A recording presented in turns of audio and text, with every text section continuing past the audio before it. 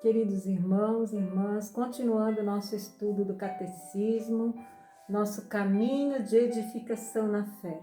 Seja bem-vindo, se sinta muito bem acolhido, amado por Deus nesse tempo que nós estamos vivendo e pedimos a intercessão de São João Paulo II, Nossa Senhora, para que o Espírito Santo venha iluminar nossa mente, para que a gente possa compreender tudo aquilo que a gente vai estudar hoje.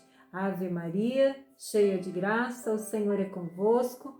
Bendita sois vós entre as mulheres, e bendito é o fruto do vosso ventre, Jesus. Santa Maria, Mãe de Deus, rogai por nós, pecadores, agora e na hora de nossa morte. Amém. Então, nós estamos na quarta parte do Catecismo, né? Estudando a oração cristã.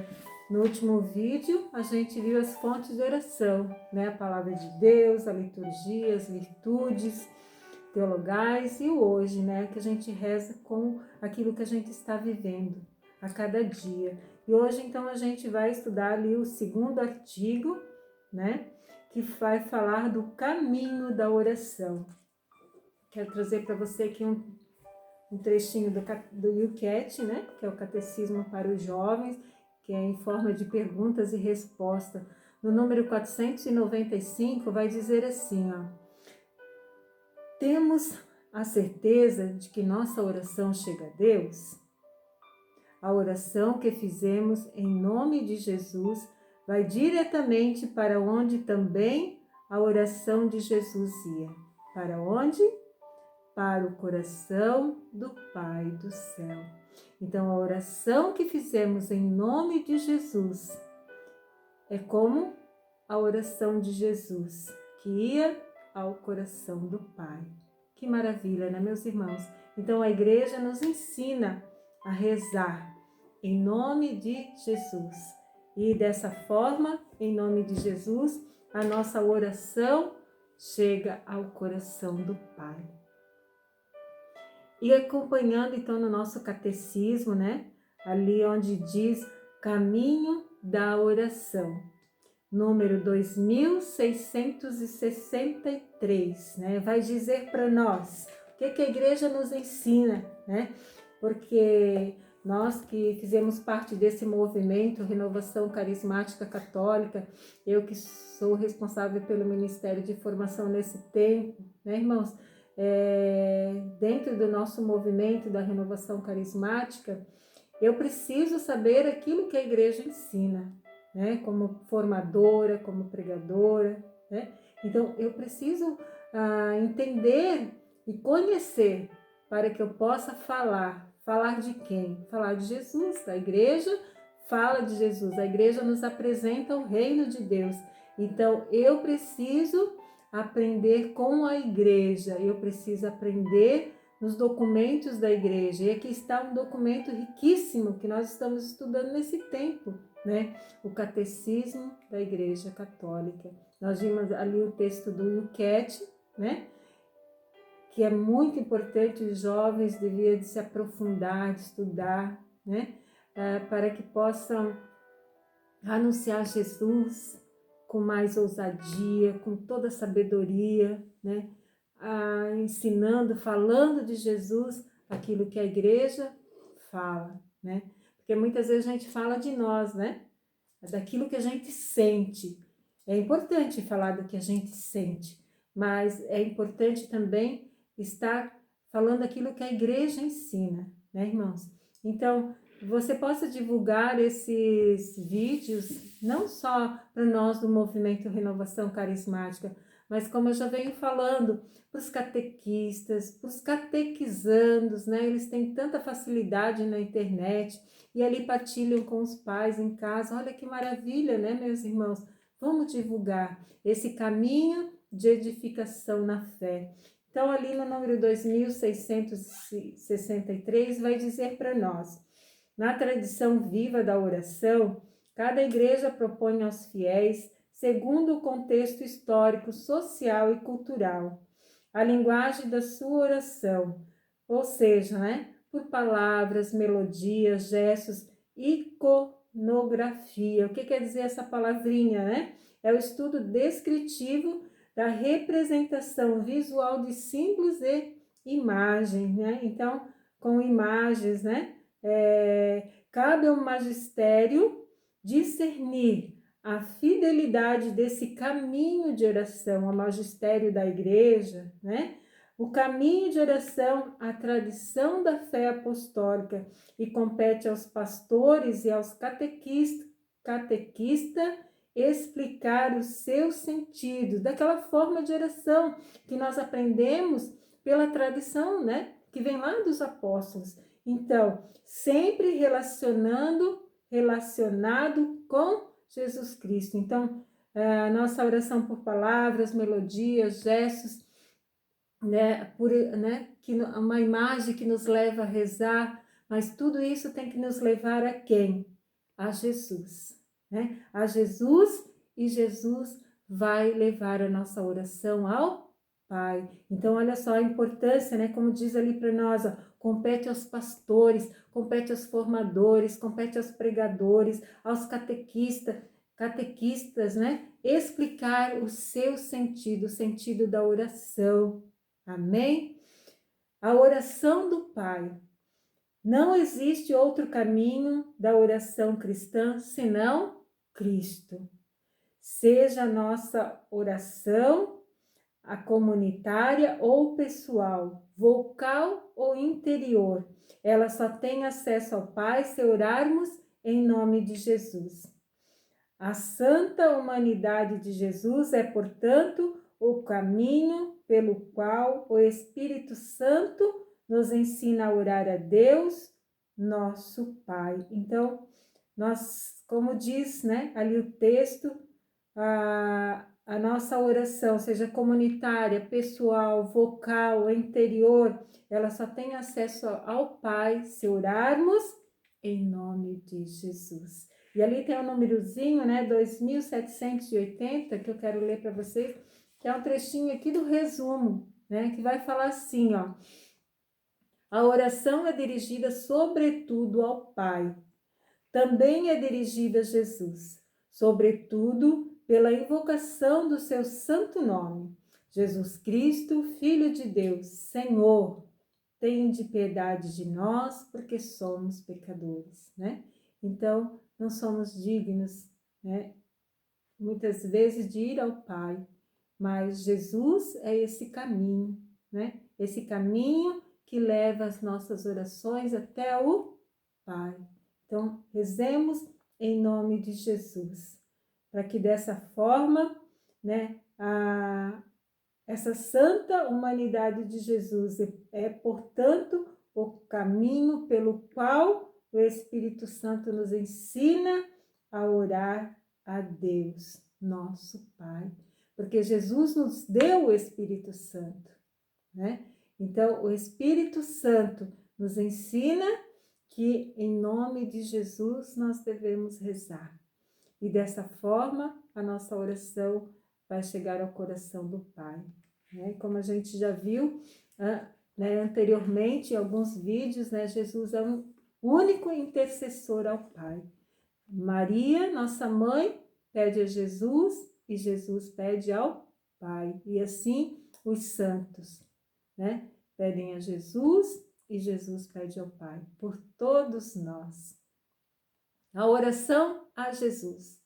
A oração da igreja, alimentada pela palavra de Deus, e é a celebração da liturgia,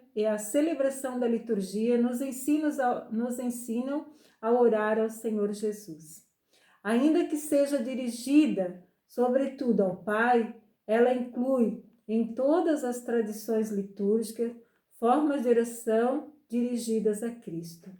Certos salmos, conforme sua atualização na igreja, na oração da igreja, e o Novo Testamento põe em nossos lábios e grava em nossos corações as invocações desta oração a Cristo. Então, a igreja, a liturgia, os salmos, né, põe em nossos lábios essa oração a Cristo, né? Como diz ali, Cristo que é o Filho de Deus, Cristo que é o Verbo de Deus, Cristo Senhor, Cristo Salvador, Cordeiro de Deus, Rei, Filho bem-amado, Filho da Virgem Maria, o bom pastor, né? A gente reza no Salmo, a nossa vida, nossa luz, nossa esperança, nossa ressurreição, amigos dos homens. Então, a nossa oração, a oração que é dirigida a Cristo, né? E essa maneira de rezar, né, em Jesus, reconhecendo que Ele é o caminho, né? Porque Ele é o Filho de Deus, Ele é o Verbo encarnado, né? Ele é amigo dos homens, Ele é nosso amigo, Ele está do nosso lado, Ele quer estar conosco, Ele quer acolher a nossa oração, né, irmãos? Olha que maravilha, né? Mas o nome que contém tudo é o que o Filho de Deus recebe em sua encarnação, Jesus, o Filho divino e indizível, ou seja, não pode e não deve ser traduzido em palavras. Indizível significa não pode e não deve ser traduzido em palavras, né? Então, o nome divino é e não pode, né, ser traduzido pelos lábios humanos, na verdade? Como diz ali o número 147, né? Esse Deus que diz a nós, eu sou aquele que sou. Não tem explicação, né? Não temos palavra para explicar, né? Mas Ele é, eu sou aquele que sou. Esse Deus invisível, né? E que mora dentro de nós nesse tempo. Glórias a Deus, né, irmãos? Olha que maravilha. E vai continuando, então, né, que não pode ser traduzido pelos nossos lábios, mas assumindo a nossa humanidade, o Verbo de Deus nos entrega e podemos invocá-lo. Jesus, Javé salva, como diz Mateus 1:21. Ela dará luz a um filho e você lhe dará o nome de Jesus, pois ele vai salvar o seu povo dos seus pecados, né? Então, esse nome que está acima de todo nome, Jesus, né? Esse nome que é indizível, que não pode ser traduzido, né? O nome de Jesus contém tudo, Deus e homem, e toda a economia da criação e da salvação. Então, esse nome traduz tudo, esse nome tem tudo que nós necessitamos. Então, a Ele nós devemos clamar, né? Orar a Jesus é invocá-lo, chamá-lo em nós. Seu nome é o único que contém a presença que significa Jesus é ressuscitado e todo aquele que invoca o seu nome acolhe o Filho de Deus que o amou e por ele se entregou, né? Romanos 10:13 diz, porque todo aquele que invoca o nome do Senhor será salvo. Então, todo aquele que rezar e que pedir em nome de Jesus será salvo. Continuando no número 2667. Esta invocação de fé, muito simples, foi desenvolvida na tradição da oração em várias formas, no Oriente e no Ocidente. A formulação mais comum, transmitida pelos monges do Sinai, da Síria e do Monte Athos, é a invocação. Jesus Cristo, Filho de Deus, Senhor, tende piedade de nós, que somos pecadores. Jesus Cristo, Filho de Deus, Senhor, tende piedade de nós, pecadores. Nós somos pecadores, né? Indignos, mas Jesus nos faz dignos, né? De alcançar o coração de Deus. Olha que coisa linda, né?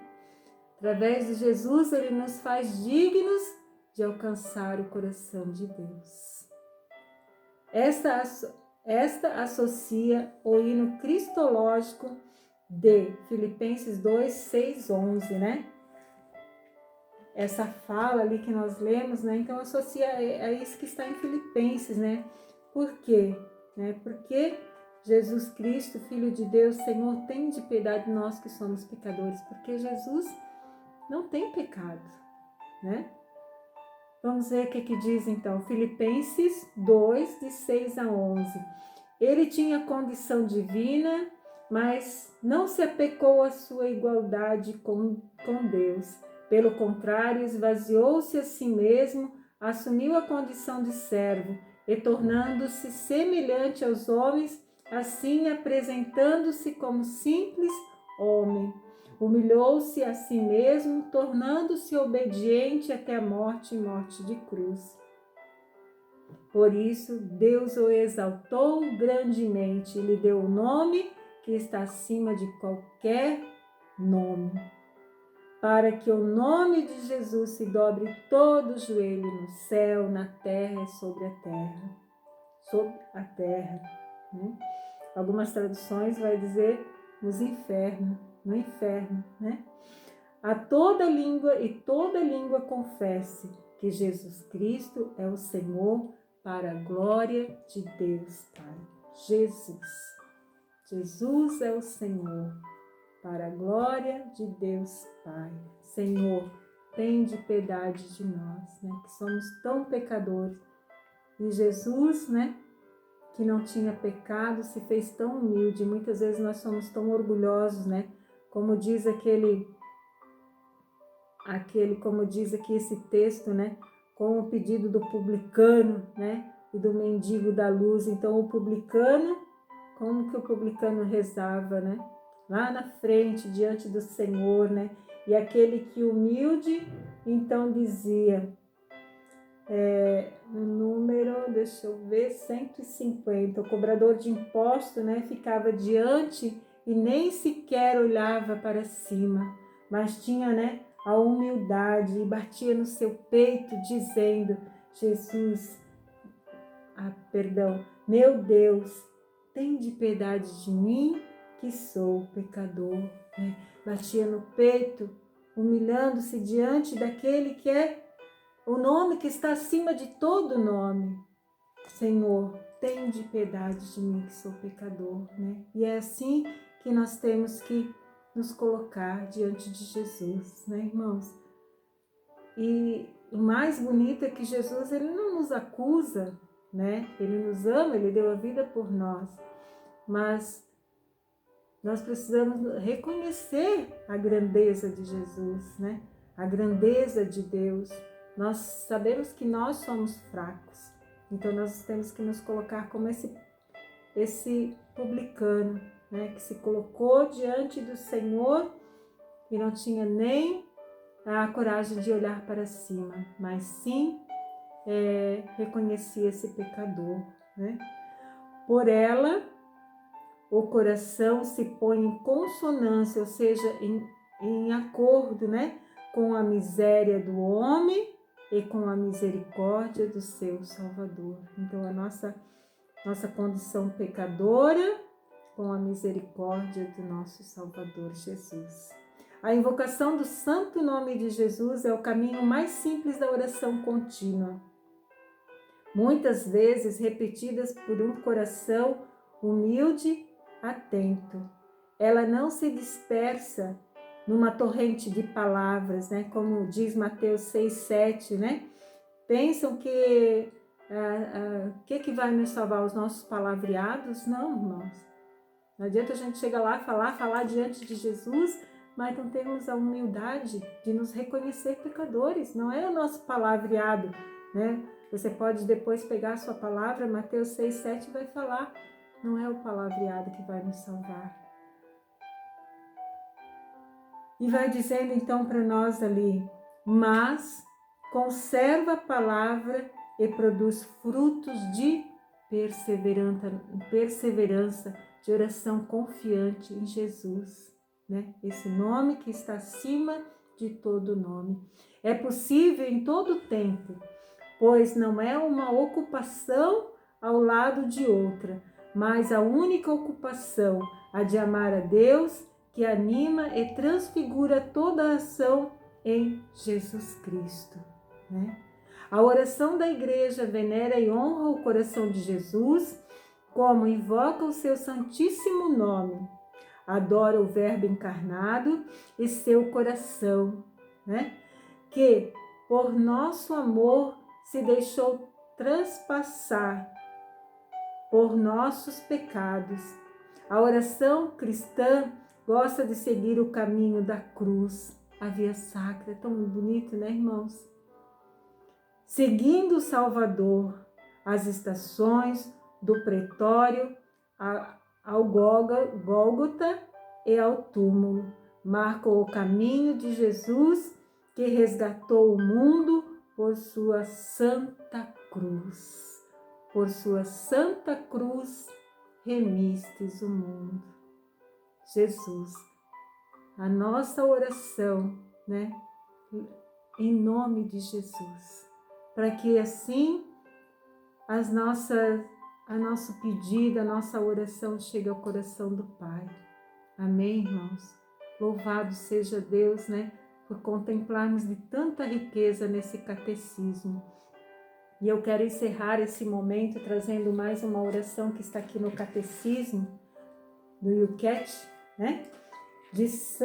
Da Beata Madre Teresa, né? Que vai dizer assim: o meu enigma é totalmente simples. Eu pratico a oração e por ela me uno ao amor de Cristo e vejo que orar é amá-lo. Orar é viver com Ele. E isso implica realizar as suas palavras. Para mim, orar é estar ao longo de 24 horas unida à vontade de Jesus, viver para Ele, por Ele e com Ele. Amém, irmãos? Que nós possamos trilhar esse caminho de oração, sempre lembrando de invocar o nome de Jesus, para que dessa forma nossa oração chegue ao coração do Pai. No próximo vídeo nós vamos dar continuidade a esse tema que nós estamos vendo, o caminho da oração. E nós vamos para o tema Vinde Espírito Santo, mas isso vai ficar para o próximo vídeo. Deus abençoe você e estivemos reunidos e continuaremos unidos em oração, em nome do Pai, do Filho e do Espírito Santo. Amém!